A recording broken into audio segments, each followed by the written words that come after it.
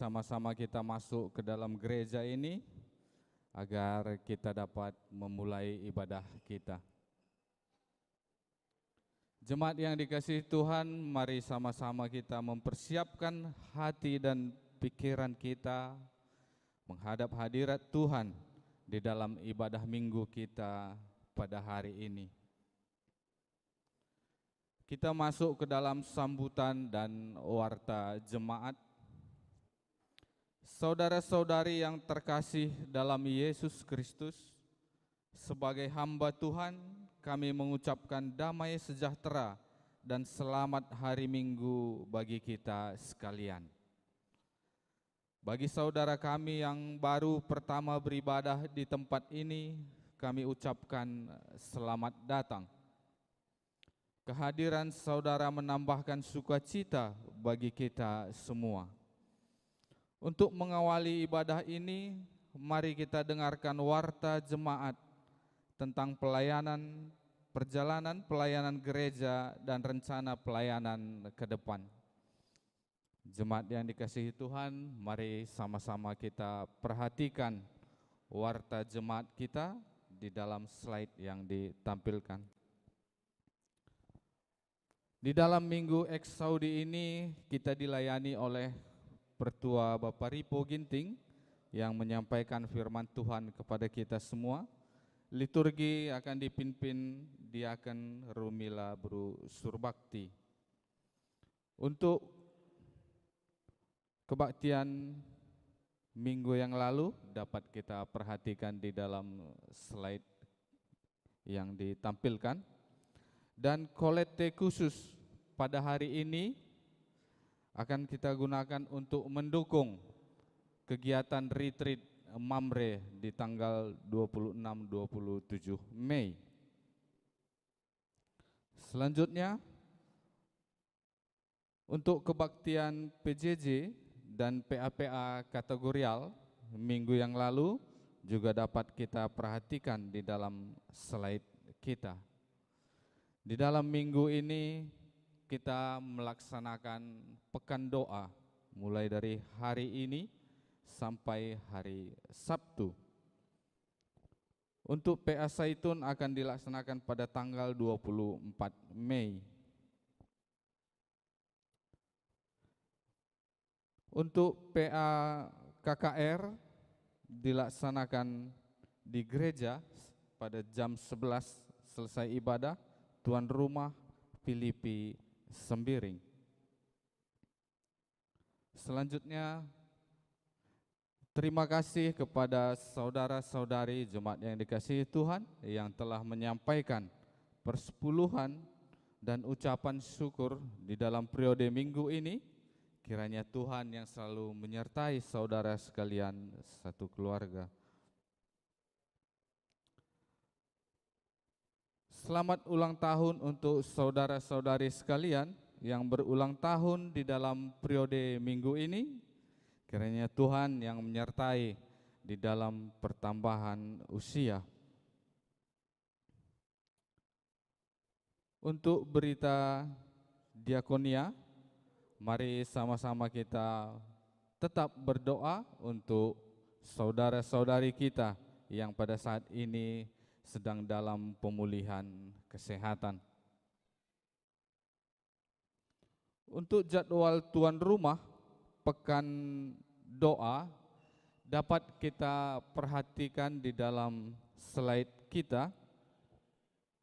Mulai dari hari ini 17 Mei sampai hari Sabtu 23 Mei.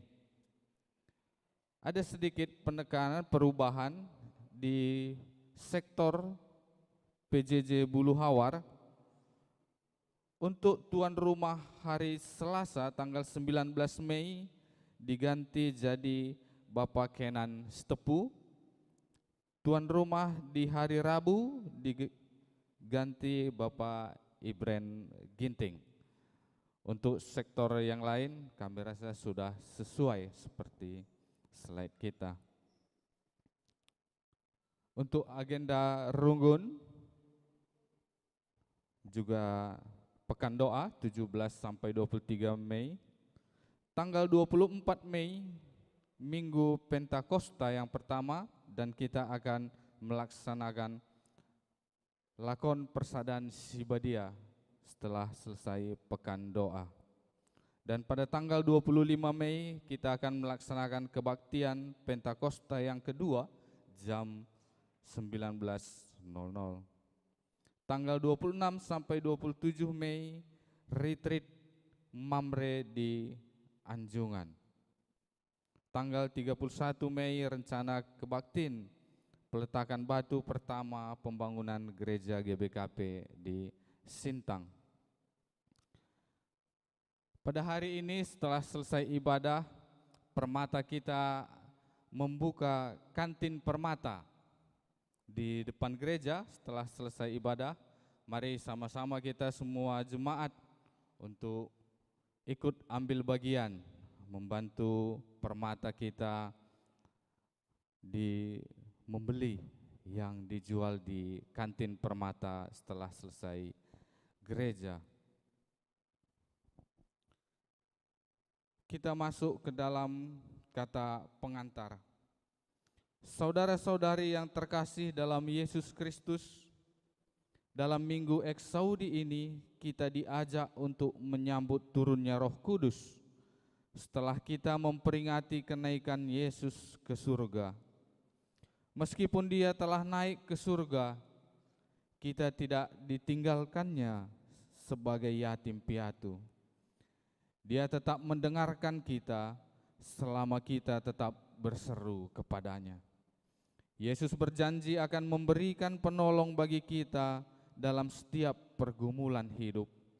Marilah kita berpengharapan dalam iman kepada Allah yang setia.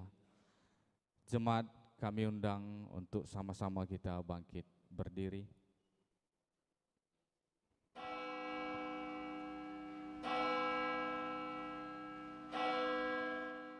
Mari kita bernyanyi di dalam kidung jemaat kita nomor 454, bait yang pertama sampai yang ketiga.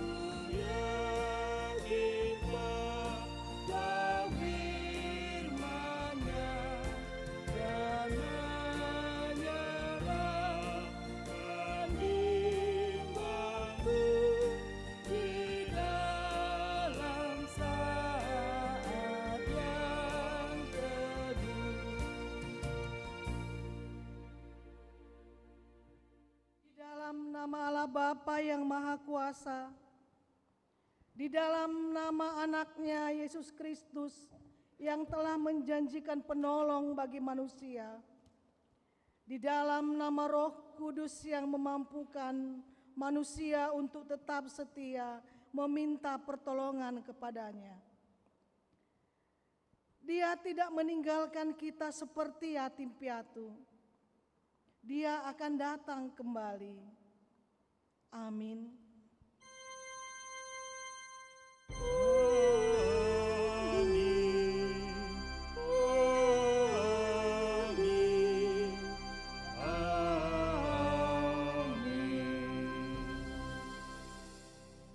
Aku datang dari Bapa, dan aku datang ke dalam dunia. Aku meninggalkan dunia pula dan pergi kepada Bapa. Berdasarkan firman Tuhan, mari kita bersama-sama memuji Tuhan dari Kidung Jemaat 240 bagian A, bagian 1 dan 3. Kidung Jemaat 240A, bagian pertama dan ketiga.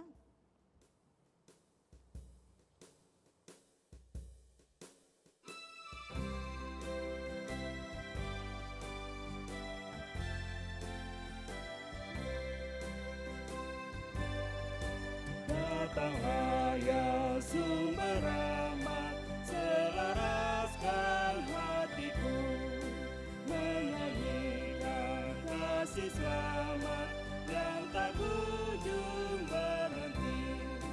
Ajar aku mana indah kita soleh surgamu.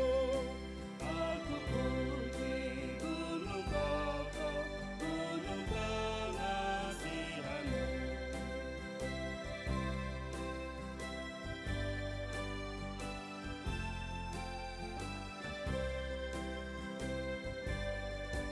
Tiap hari ku berhutang pada kasih abadi.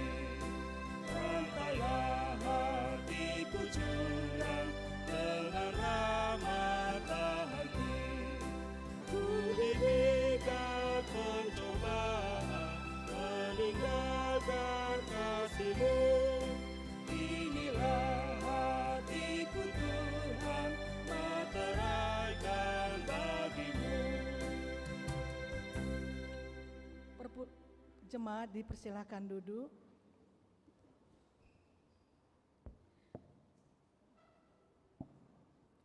Gambaran hidup manusia. Marilah kita bawa semua pergumulan hidup kita kepada Tuhan, sambil memohon janji dan anugerah-Nya di dalam doa. Ya Tuhan, saya mengaku selalu khawatir di dalam menjalani hidup dan tidak sabar menunggu pertolongan-Mu, sebab aku sendiri sadar akan pelanggaranku. Aku senantiasa bergumul dengan dosaku terhadap Engkau sajalah aku telah berdosa dan melakukan apa yang Kau anggap jahat, supaya ternyata Engkau adil dalam putusan-Mu, bersih dalam penghukuman-Mu. Bersihkanlah aku daripada dosaku dengan hisop, maka aku menjadi tahir. Basuhlah aku, maka aku menjadi lebih putih dari salju. Amin. Mari kita memohon pengampunan dosa dengan bernyanyi dari PKJ 121 ayat 1 dan 2.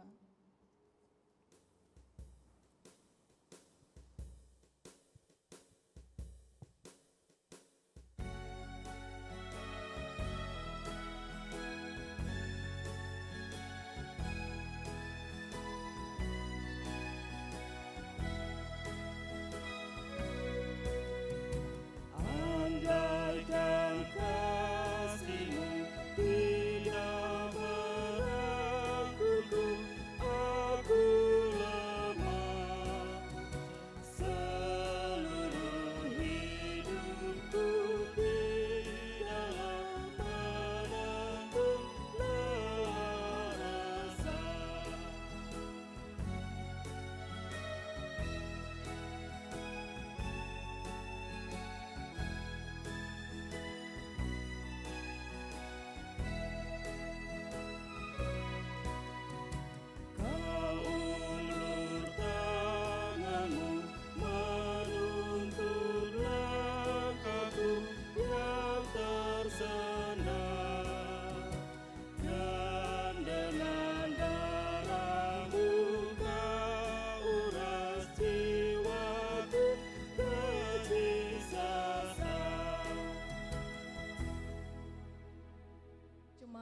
diundang berdiri.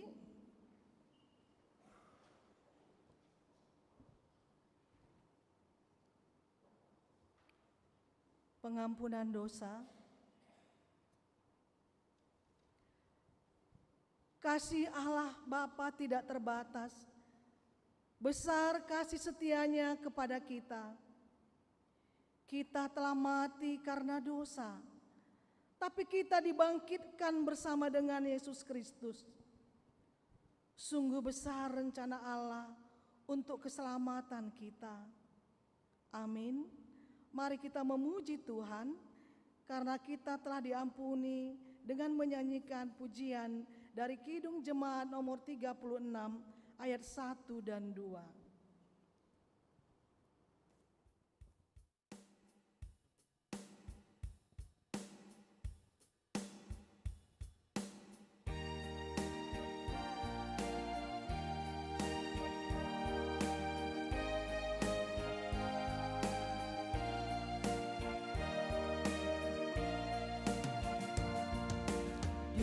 Dihapuskan dosaku hanya oleh darah Yesus. Aku pulih dan sembuh hanya oleh darah Yesus. Oh, darah Tuhanku, sumber tambah suci dari hidupku, hanya oleh darah Yesus.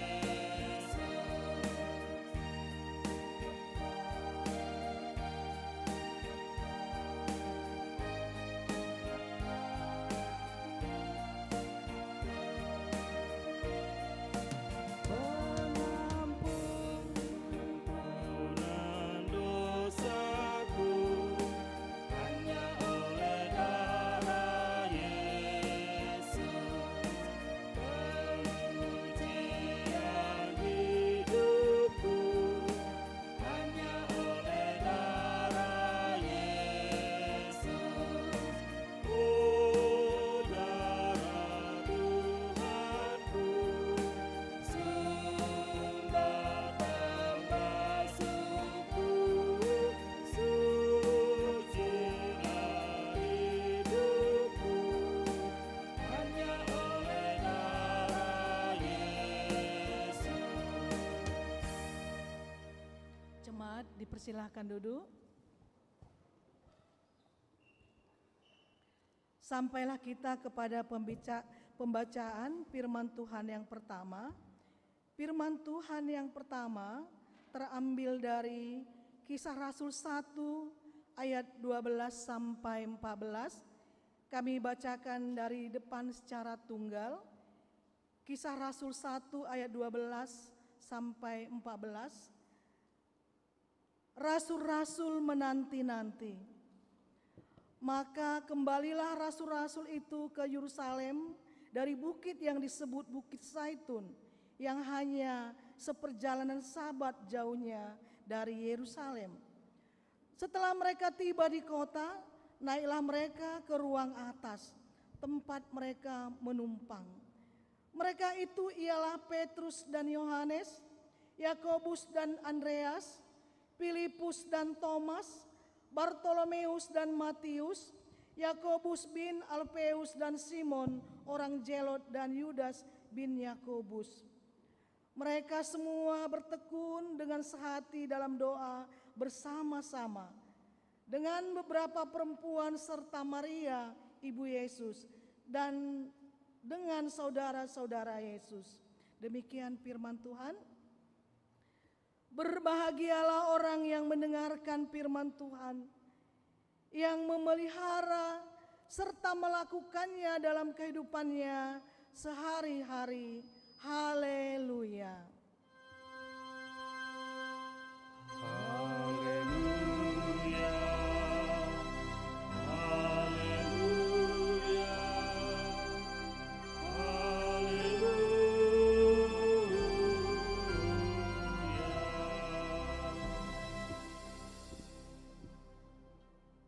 kita bersatu di dalam doa.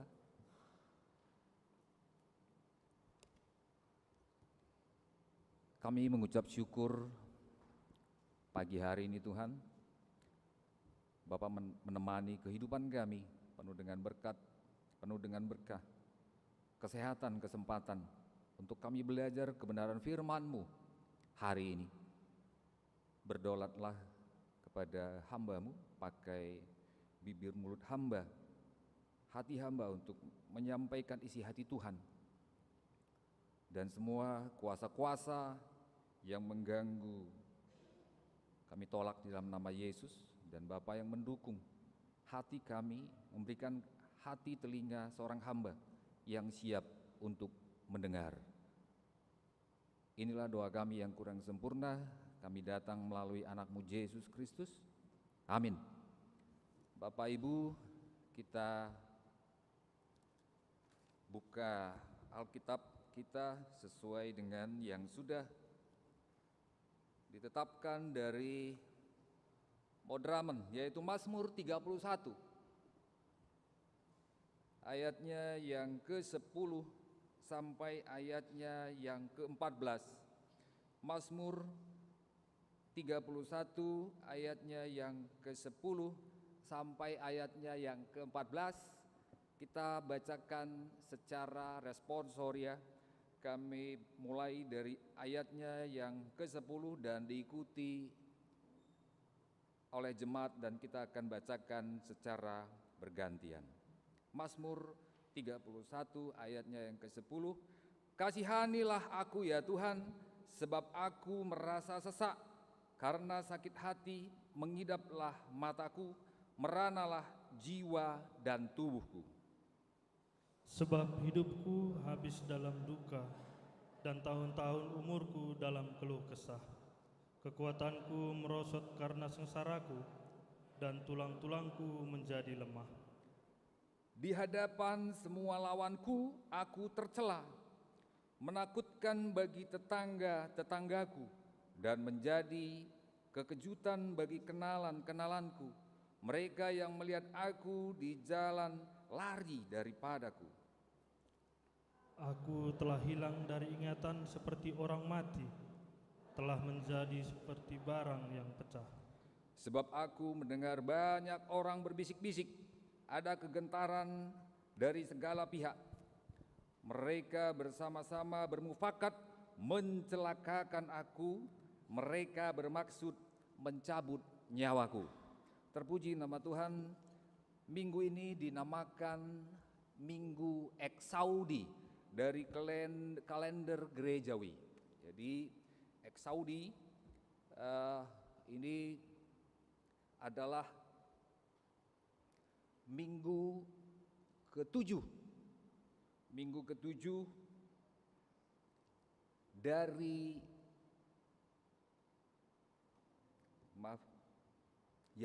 Minggu Eksaudi. Jadi Minggu Eksaudi ini kalau kita lihat kalender di bulan April dan bulan Mei, kita bisa lihat kalender bulan April dan bulan Mei sekarang tanggal 17. Ya. Kalau kita runut ke atas, di tanggal 5 kemarin itu adalah kebangkitan Yesus Kristus. Setelah tanggal 3-nya Yesus wafat. Kalau kita hitung runut, dia 7 minggu. Itulah dari Minggu Eksaudi. Nah, dan hari ini tanggal 17, tanggal 24 nanti turunnya Roh Kudus, Pentakosta. Jadi kalau kita lihat ya seperti itu, dibuat oleh gereja, ya, dibuat oleh gereja tanggal 5 kemarin kebangkitan, dan tanggal 17 7 minggunya Eksaudi. Nah, jadi itulah gereja menamai dari Minggu Eksaudi ini agar kita sedikit pemahaman kita tentang Minggu Eksaudi. Jadi Minggu Eksaudi 1 minggu berikut Pentakosta, ya, Pentakosta. Jadi ini ada satu sosok yang akan kita bahas di pengajaran pembelajaran firman Tuhan kali ini, yaitu seorang sosok Daud, ya, sosok Daud. Jadi kita tahu banyak kisah-kisah spektakuler yang dibuat oleh Daud semasa hidupnya. Ya, kita bisa lihat bagaimana kisah Daud. Dia di umur 17 tahun saja sudah diurapi oleh Samuel. Dia ditunjuk untuk dipersiapkan mengganti Raja Israel kala itu, Saul. Ya, umur 17 tahun. Jadi umur 17 tahun di 1 Samuel 16 ayat 7, Samuel mengatakan bahwa kalau ketika diuji satu-satu saudara dari Daud ini, bapaknya Isai, dilihat hanya Daud lah. Masih adakah anakmu? Ada, satu lagi dia di padang gurun, coba panggil. Kalau dilihat dari gestur, mungkin Daud ya kurang lebih seperti saya lah, tidak terlalu besar. Kan begitu. Nah, tapi apa yang dikatakan oleh Samuel kala itu? Manusia melihat apa yang depan mata, tapi Tuhan melihat hati. Umur 17, dia sudah diurapi dengan minyak urapan oleh Samuel. Ini sungguh luar biasa. Nah, dilanjutkan kalau kita lihat di 1 Samuel 17, bagaimana seorang Daud mengalahkan panglima perang Filistin kala itu, Goliat. Ini juga menjadi satu kebanggaan umat Kristen dan Yahudi, di mana seorang Daud hanya mengandalkan batu dan ali-ali, melontarkan ali-ali kena tepat di kepala dari panglima perang. Satu orang pun tidak berani, one by one. Ini sungguh kisah membanggakan buat kita. Daud. Nah, setelah itu, walaupun dia di umur 17 sudah diurapi oleh Samuel, dia menjadi raja ketika umur 30. Menunggu 13 tahun, itu pun hanya di Yehuda, tidak seluruh Israel, Yehuda. Dia menunggu. Dia diundu-undu oleh mamanya. Dia dikejar-kejar oleh mamanya, yaitu orang tua dari istrinya. Dikejar-kejar, berapa kali juga ada percobaan pembunuhan. Tetapi Yonatan, iparnya, selalu membantu. Dan itu yang pasti Tuhan menyertai. Ya, kalau kita lihat di 2 Samuel 2 ayat 4, kemudian datanglah orang-orang Yehuda lalu mengurapi Daud di sana menjadi raja atas kaum Yehuda. Belum Israel secara keseluruhan. Yehuda ini ibu kotanya Hebron. Dan boleh kita katakan daerah Filistin. Nah, inilah tanah yang diperjuangkan rakyat Israel sampai sekarang. Sungguh luar biasa kisah ini. Kita lihat selanjutnya kisah daripada Daud ini. Ketika menghadapi pergumulan hidup dan perjuangan, dan sungguh banyak hal-hal yang dia harus hadapi. Setelah itu di 2 Samuel 5 ayat 9 sampai 10, Daud baru mampu menguasai Yerusalem seutuhnya. Maka dia mengatakan Yerusalem itu adalah kota Daud. Daud menetap di kubu pertahanan dan menamakannya kota Daud. Lalu makin lama makin besarlah kuasa Daud, sebab Tuhan Allah semesta alam menyertai dia. Kalau tadi masih satu provinsi, ini sudah seluruh dia kuasai. Begitu fenomenal seorang Daud. Nah, tetapi ada yang membuat dia lupa diri, tinggi hati. Ketika dia berjalan-jalan di sotoh istananya, dia menyaksikan seorang wanita yang begitu cantik molek, yaitu Betsaiba, istri dari Uria. Kisah ini pun kita pasti tahu. Dia suruh ajudannya panggil wanita itu. Setelah dia tanya-tanya siapa suaminya, Uria, diatur strategi untuk berperang. Tempatkan dia di gugus terdepan. seperti yang dia harapkan. Apa dampak dari semua itu? Suami dari Betseba mati di medan peperangan, dia bisa menguasai Betseba seutuhnya. Tidak sampai di situ. Di perjalanan itu ketika dia sudah memiliki Betseba, dia juga memiliki seorang anak dari itu. Tetapi anak itu kemudian meninggal.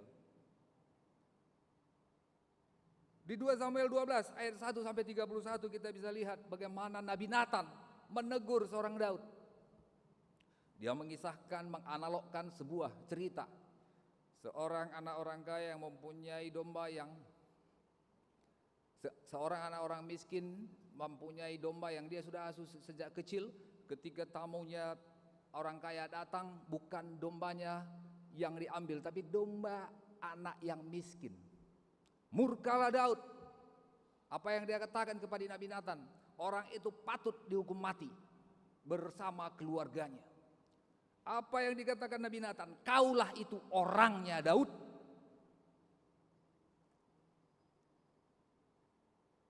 Nah, apa yang dilakukan Daud ketika sudah mendapat teguran keras dari Samuel? Daud lalu bersujud di 2 Samuel 12. Begitu menyadari kesalahannya, Daud tidak mencari alasan, dia langsung mengakui, aku telah berdosa Tuhan. Dadanya dia tepuk-tepuk, dia sujud ke hadapan Tuhan. Apakah Tuhan mengampuni? Ya, Tuhan mengampuni setiap kita yang datang kepada Tuhan ketika mengakui dosa-dosa kita. Tetapi ada konsekuensi atas dosa. Yang pertama, anak sulung dengan Betseba itu meninggal. Daud mengabu-abui dirinya. Yang dia lihat semua panglima ajudannya itu sudah lesu, dia sudah tahu bahwasanya anaknya sudah meninggal. Dia meratapi ada konsekuensi dari perbuatan dosa. Kita lihat di 2 Samuel tadi, begitu menyadari saya yang bersalah, Tuhan, dia sembah sujud. Apakah Tuhan mengampuni? Yes. Tuhan mengampuni, bukan tidak. Tapi ada konsekuensi atas dosa. Jadi Bapak Ibu, itu tadi kita juga harus tahu apakah dosa diampuni? Yes. Tapi kita harus peka lihat kasus dari Daud, Bapak leluhur Yesus. Ya. Nah, apakah sampai hanya di situ? Tidak. Di 2 Samuel begitu fenomena. 2 Samuel 13 ayat 22 sampai 39. Bagaimana seorang Absalom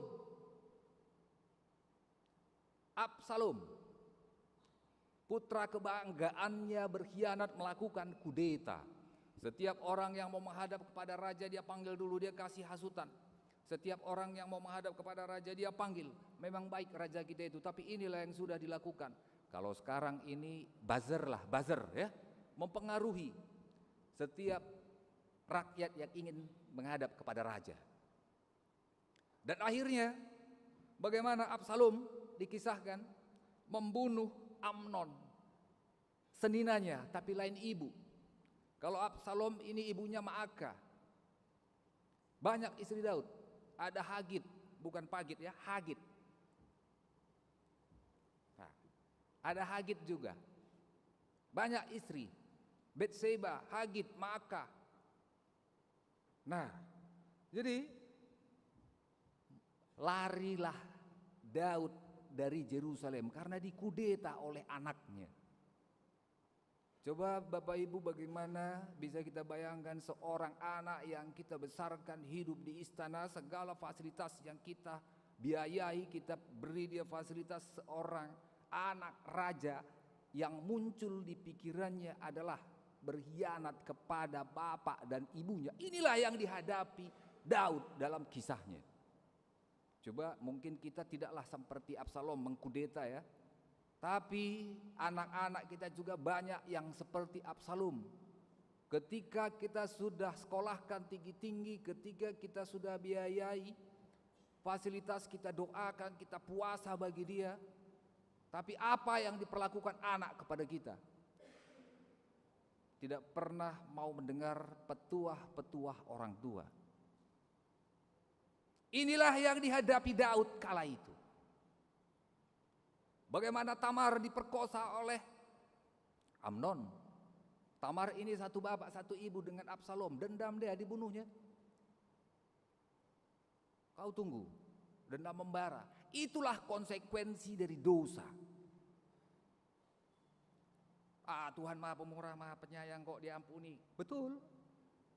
Tapi kita harus hati-hati, ada konsekuensi.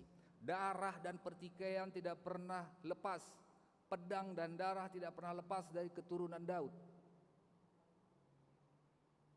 Ya. Nah, ketika Daud eksodus lari dari Yerusalem, ketika Yerusalem sudah dikuasai oleh Absalom, lari dia dengan 500 tentaranya, lari. Nah, ketika kekuatan sudah pulih, dia kembali ingin merebut Yerusalem. Tapi putra tertua dari Nabi Daud ini, yang makar itu, ketika terjadi pertempuran, matilah Absalom. Betapa pilunya seorang hati seorang Daud.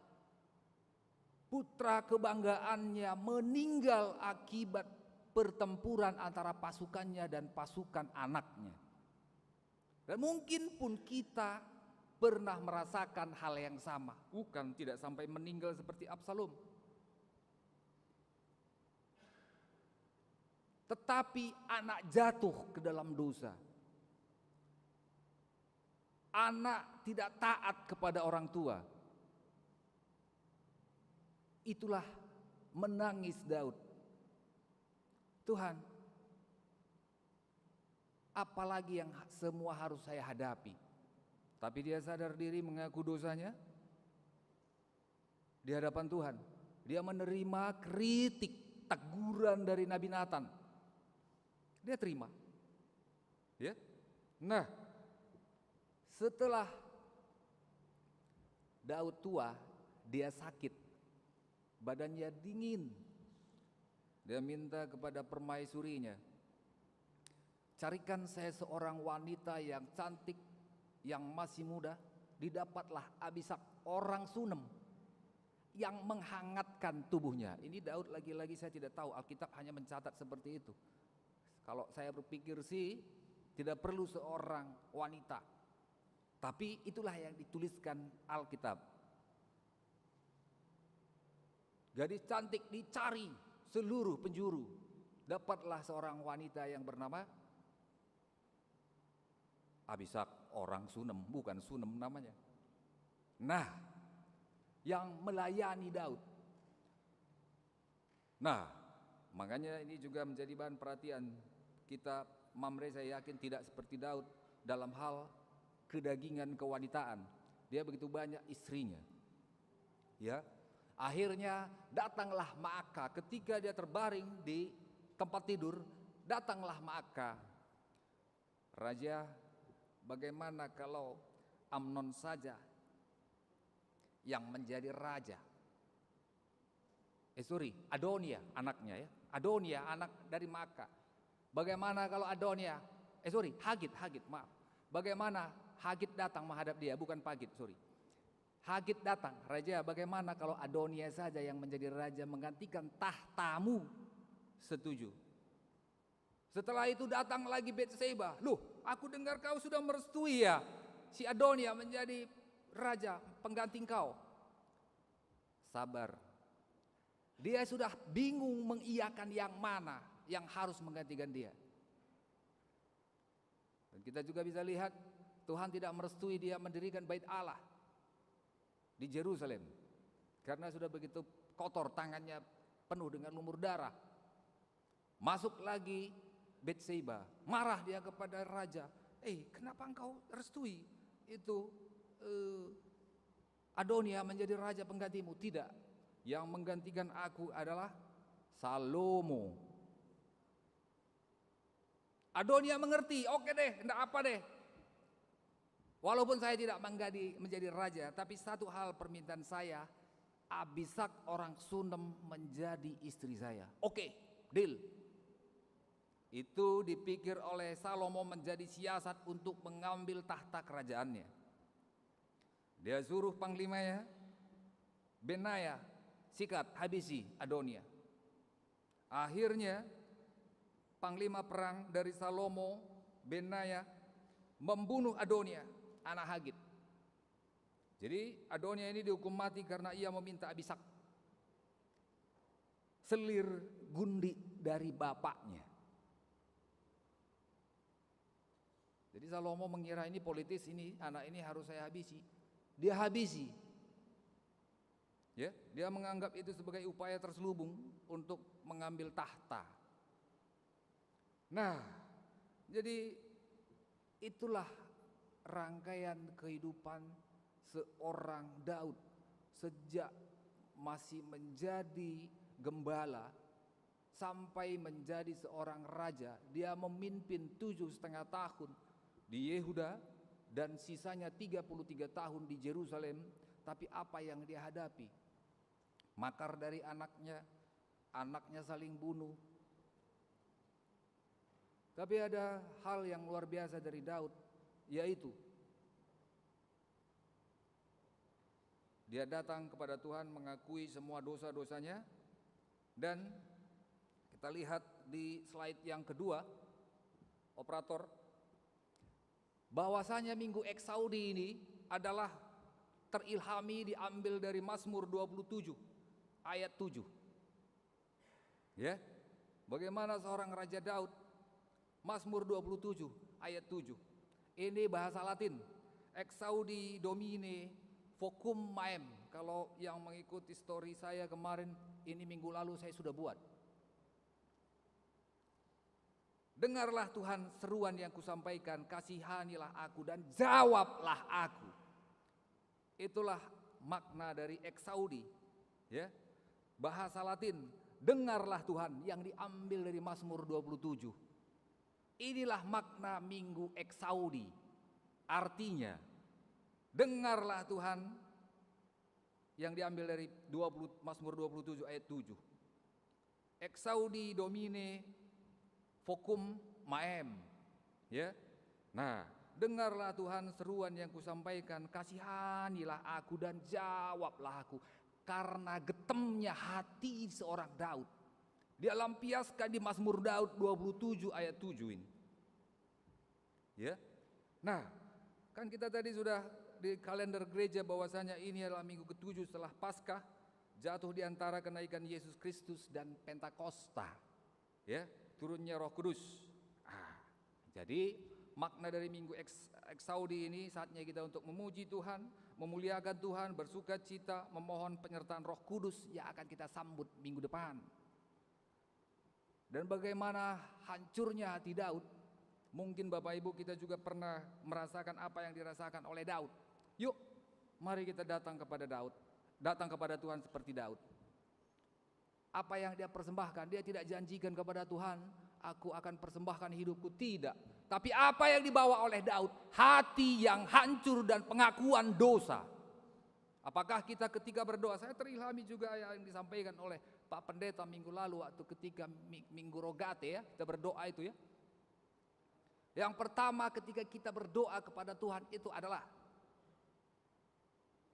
jangan egois, ya, kita harus mengampuni orang-orang yang bersalah kepada kita, itu dulu. Selain dari pengakuan dosa, bahwasanya kita ini adalah orang yang kotor, kita harus mengaku dosa-dosa kita dulu. Baru kita tidak boleh egois, hanya mementingkan diri kita saja yang kita minta supaya begini, supaya begitu, tapi tidak. Orang lain juga di dalam doa kita. Baru begitu baru Tuhan mau mengampuni dan mendengar. Ya. Seperti kali ini kita masuk ke sosok Daud ini tadi, dengarlah Tuhan seruanku yang kusampaikan, kasihanilah aku dan jawablah aku. Jawablah aku, mintalah maka diberi, ketuklah maka pintu akan dibukakan. Kalau kita tidak minta, Tuhan tidak akan beri. Kalau kita tidak ketuk pintu hati Tuhan, dia tidak akan bukakan. Nah, jadi Bapak Ibu, kita kembali ke apa tadi, Kisah Para Rasul Ogen tadi kita yang pertama di Kisah Para Rasul 1 ayat 12 sampai 14. Kita ambil ayatnya yang ke-14. Mereka semua bertekun dengan sehati dalam doa bersama-sama dengan beberapa perempuan, serta Maria ibu Yesus dengan saudara-saudara Yesus. Saudara-saudara Yesus, kalau kita baca di Alkitab, Yesus masih mempunyai 3 orang adik dari Yusuf dan Maria. Ya. Nah, jadi saya hanya ambil di ayat ke-14. Apa yang dilakukan Maria dan ibu Yesus dan saudara-saudaranya dan murid-murid Yesus. Maka kembalilah rasul-rasul itu ke Yerusalem dari bukit Zaitun yang hanya seperjalanan sabat jauhnya ke Yerusalem, dari Yerusalem. Setelah mereka tiba di kota, naiklah mereka ke ruang atas tempat mereka menumpang. Mereka itu ialah Petrus dan Yohanes, Yakobus dan Andreas, Filipus dan Thomas, Bartolomeus dan Matius, Yakobus. Apa yang mereka lakukan? Bertekun dengan sehati dalam doa bersama-sama. Dia tidak pribadi lepas pribadi, karena firman mengatakan 2-3 orang engkau bersekutu berdoa, aku hadir di situ. Nah, ini yang dilakukan Ibu Yesus di tempat di mana dia menumpang. Di tempat menumpang saja dia sudah melakukan hal seperti itu. Ini rumah kita saja pribadi yang begitu megah, mewah, kita tidak jadikan mezbah doa.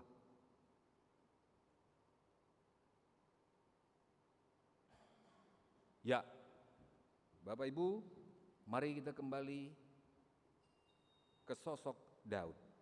Sebagai ayat penutup khotbah ini, kita lihat apa yang dilakukan oleh Daud di 2 Samuel tadi. Daud datang dengan jujur mengakui kesalahannya, memohon apa yang dia mohonkan. Hati yang baru dan roh yang teguh dari Allah. Dia datang mengakui dosa-dosanya. Dan 2 ayat penutup, apa yang kita harus lakukan mengharapkan dari belas kasihan Tuhan. Belas kasihan Tuhan, kira-kira translate bahasa Karo, mengharapkan perkuah hati Tuhan. Kai ngesilakoken ngarapkan perkuah hati Tuhan. Mari, relajar kita ibas Daud endandai. Rehia iaku kena dosana, jujur ia kuina krina dosana kesalahanna, mino yang mandi bataglah ibrekan ukur simbaru begepe roh yang teguh. Lebih si pemena. Ngit kita reh, tentu ngit. Ayat penutup di Ibrani 4 ayat 16. Sebab itu marilah kita dengan penuh keberanian. Berani enggak? Untuk mengharapkan belas kasihan Tuhan Allah itu.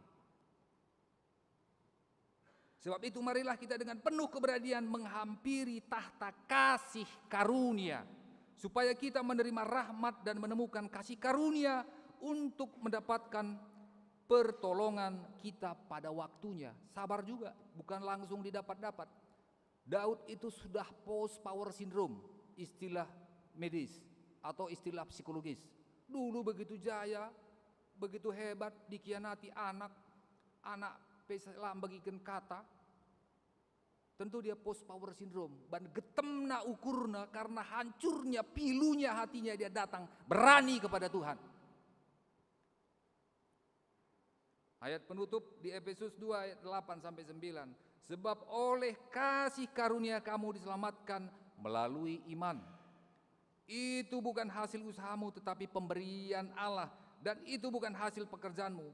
Jangan ada orang yang memegahkan diri. Jangan pula kita menganggap saya lebih rohani, saya sudah pertua diaken, saya sudah emeritus, saya pendeta, saya nora, saya tetap ikut PI. Bukan. Jangan pernah memegahkan diri. Tapi tetaplah rendah hati seperti Daud. Datang, sembah sujud. Ampuni saya Tuhan, saya akui dosa saya.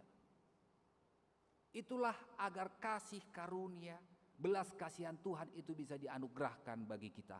Amin, berdoa kita. Terima kasih Tuhan, hamba-Mu sudah berhenti untuk berbicara, menyampaikan isi hati Tuhan. Maka dari itu Tuhan, hadirlah senantiasa dalam kehidupan kami, agar kami bisa terus hidup berharap belas kasihan Tuhan dan mau mengakui semua kesalahan-kesalahan kami. Maka dari itu Tuhan, hadirlah senantiasa Berikan kami hati seorang hamba, agar mau mendengar. Sebentar lagi kami akan menghadapi yang namanya Pentakosta, datangnya Roh Kudus yang mengajari kami hidup, yang mengajari kami berdoa. Maka dari itu Bapa, hadirlah di kehidupan kami pribadi lepas pribadi, karena kami ini orang lemah yang senantiasa bisa keliru di dalam menjalani hari lepas hari. Kami ingin teladani bagaimana Daud yang sudah memberikan contoh, yang mau datang kepada Tuhan dan berharap hati dan roh yang datangnya daripada Tuhan. Terpuji nama Tuhan. Inilah doa kami yang kurang sempurna, kami datang melalui anak-Mu Yesus Kristus. Amin. Bapak Ibu, dengan segala hormat kami undang untuk bangkit berdiri.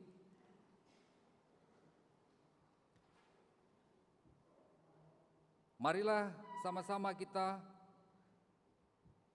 mengakukan pengakuan iman rasuli kita dan sama-sama kita katakan, aku percaya kepada Allah, Bapa yang Maha Kuasa, Khalik langit dan bumi, dan kepada Yesus Kristus, anaknya yang tunggal Tuhan kita, yang dikandung daripada Roh Kudus, lahir dari anak darah Maria, yang menderita sengsara di bawah pemerintahan Pontius Pilatus, disalibkan, mati dan dikuburkan, turun ke dalam kerajaan maut, pada hari yang ketiga bangkit pula dari antara orang mati, naik ke sorga, duduk di sebelah kanan Allah, Bapa yang Maha Kuasa, dan dari sana Dia akan datang untuk menghakimi orang yang hidup dan yang mati. Aku percaya kepada Roh Kudus, gereja yang kudus dan am, persekutuan orang kudus, pengampunan dosa, kebangkitan dan hidup yang kekal. Amin. Bapak Ibu bisa duduk kembali. Tibalah saatnya kita mengumpulkan persembahan syukur kepada Allah. Firman Tuhan yang menjadi dasar kita memberikan persembahan. Karena itu saudara-saudara, demi kemurahan Allah, aku menasihatkan kamu supaya kamu mempersembahkan tubuhmu sebagai persembahan yang hidup, yang kudus dan yang berkenan kepada Allah. Itu adalah ibadahmu yang sejati, yang terambil dari Roma 12 ayat 1. Sembari kita mengumpulkan persembahan, kita bernyanyi dari Kidung Jemaat 431, kita mulai dari ayatnya yang pertama.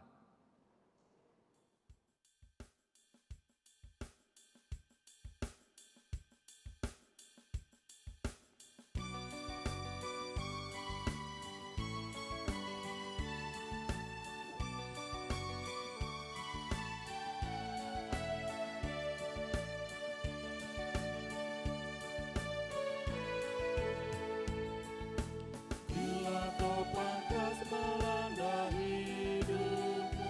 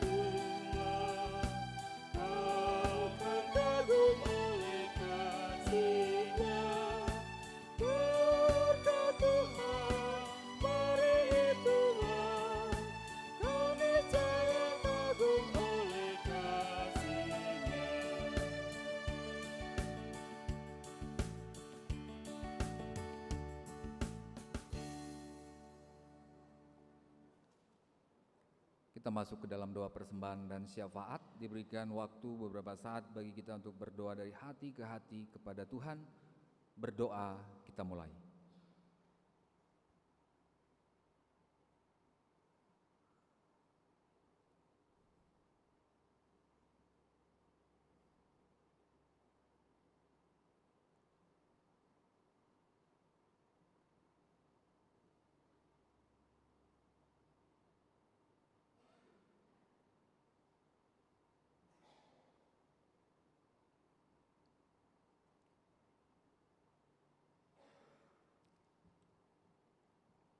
Bapak sudah mendengar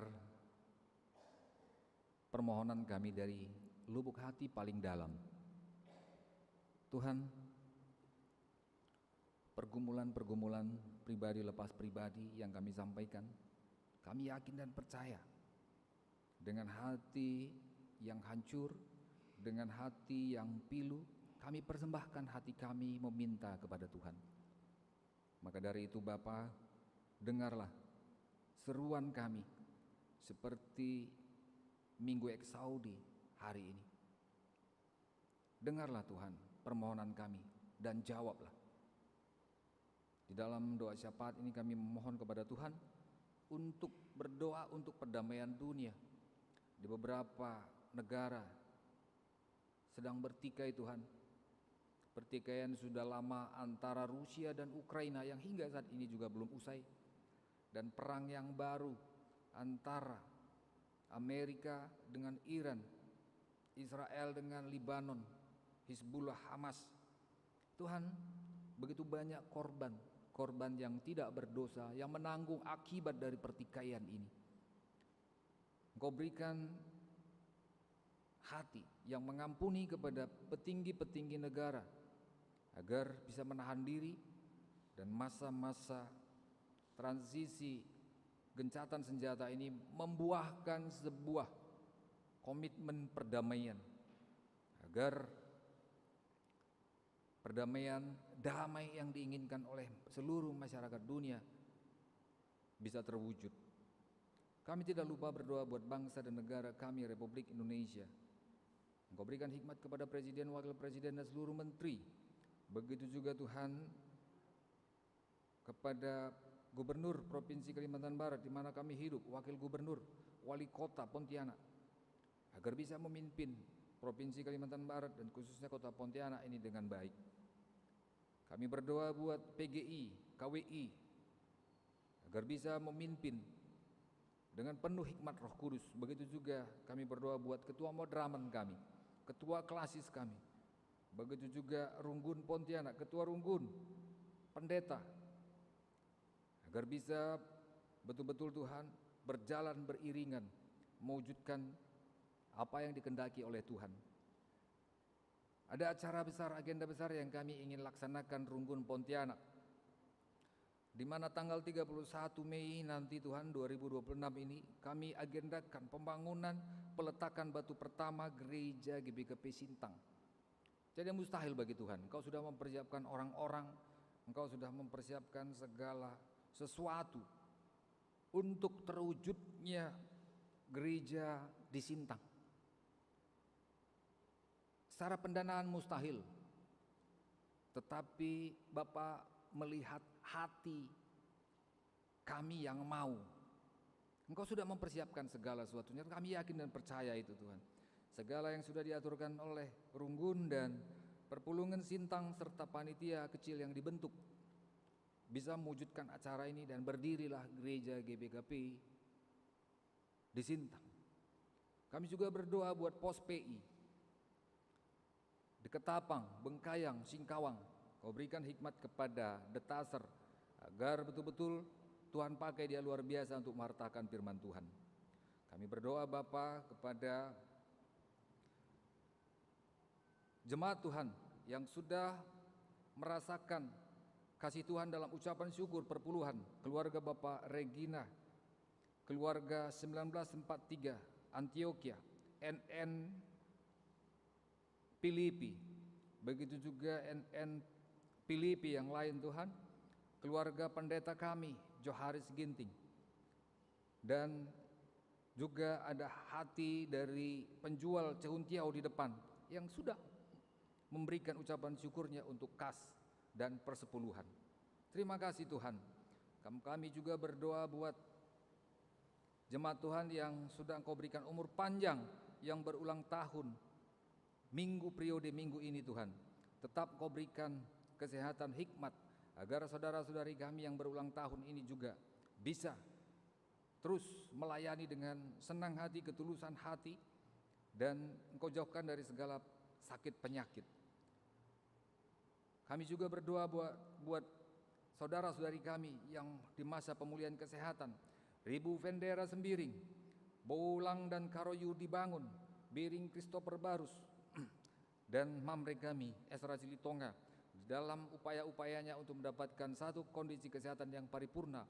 Kau berikan hikmat Roh Kudus yang membimbing, menuntun, agar kami bisa mendapatkan, sama-sama berdoa, mendapatkan satu kondisi kesehatan yang baik adanya. Dan kami tidak lupa untuk jadwal Tuhan rumah pekan doa Tuhan.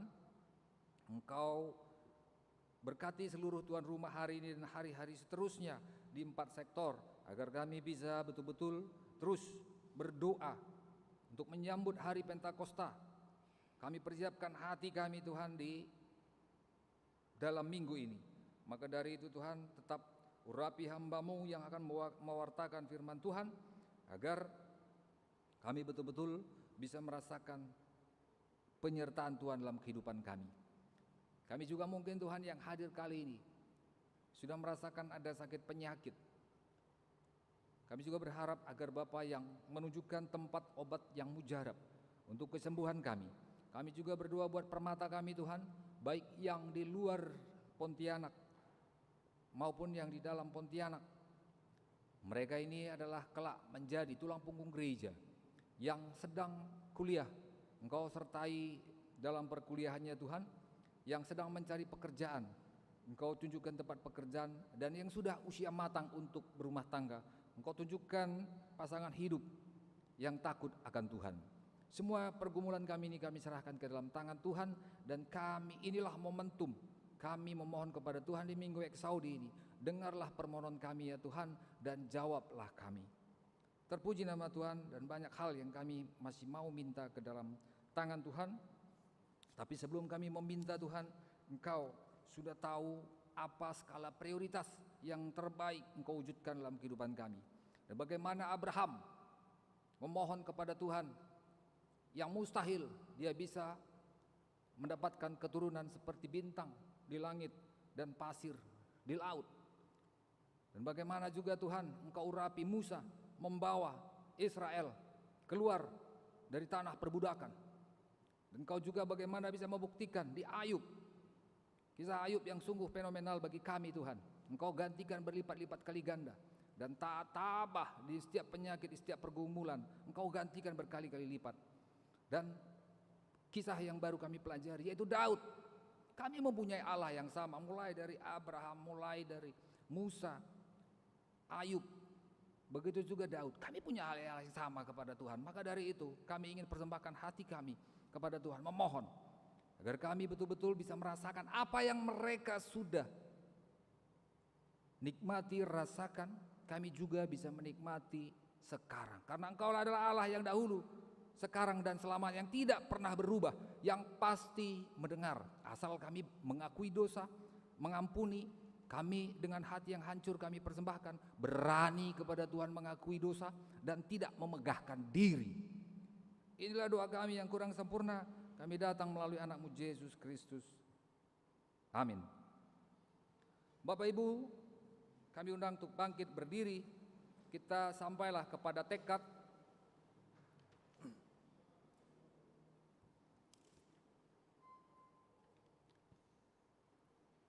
Allah tidak pernah meninggalkan kita sendirian. Bersediakah kita memegang teguh janji Allah dan melakukannya sehingga menjadi kekuatan bagi kita? Ya Tuhan, aku berjanji tetap memegang teguh janji-Mu. Kuserahkan hidupku ke dalam tuntunan Roh Kudus, agar aku mampu menyaksikan kuasa dan kemuliaan-Mu di dalam hidupku. Amin. Mari kita teguhkan janji kita kepada Allah dengan menyanyikan PKJ 131 ayat 1, 2, dan ayatnya yang ketiga.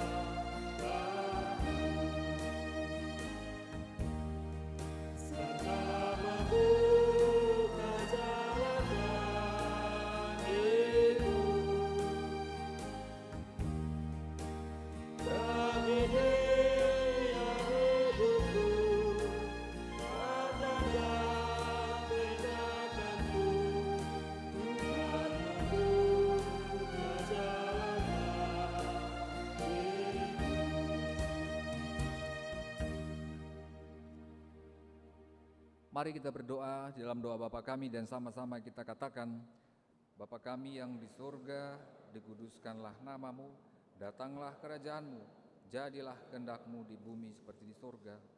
Berikanlah kami pada hari ini makanan kami yang secukupnya, dan ampunilah kami akan kesalahan kami, seperti kami juga mengampuni orang yang bersalah kepada kami. Dan janganlah membawa kami ke dalam pencobaan, tetapi lepaskanlah kami daripada yang jahat. Karena Engkaulah yang empunya kerajaan dan kuasa dan kemuliaan sampai selama-lamanya. Amin.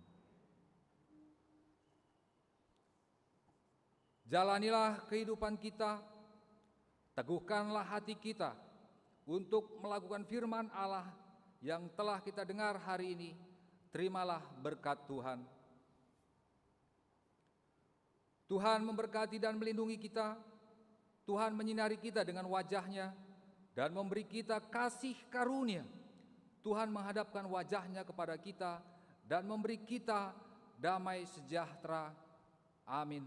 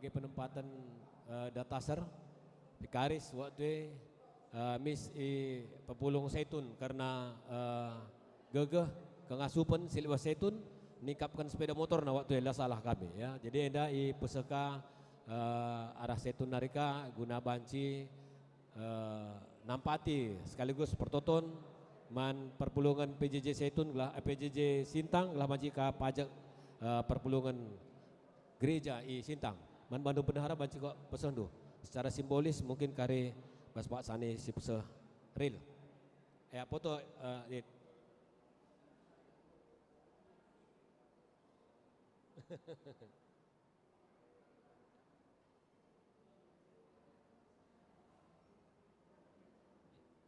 ya bujur ya ulihin kay mi anu deh.